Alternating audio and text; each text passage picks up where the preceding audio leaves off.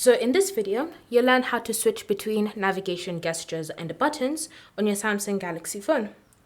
So if you want to switch from buttons to gestures or from gestures to buttons, then what you're going to do is just start by opening the Settings app. Once you're in Settings, you're then going to scroll and select Display.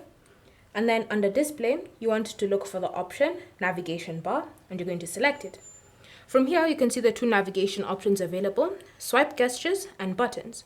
So currently my navigation system is set to swipe gestures, but if I want to switch to buttons, all I need to do is just select it. Once it's been selected, you'll wait a few moments until the changes have been applied onto your phone. So now whenever you want to navigate, you'll be using the buttons currently on your phone. If you want to switch back to swipe gestures, you're going to just select it like that. And after a few moments, you'll have switched back to swipe gestures. You'll notice that you have a gesture bar here, which confirms that you successfully switched to modes. Thanks for watching. If you have any questions or comments, leave them down below and we'll get back to you.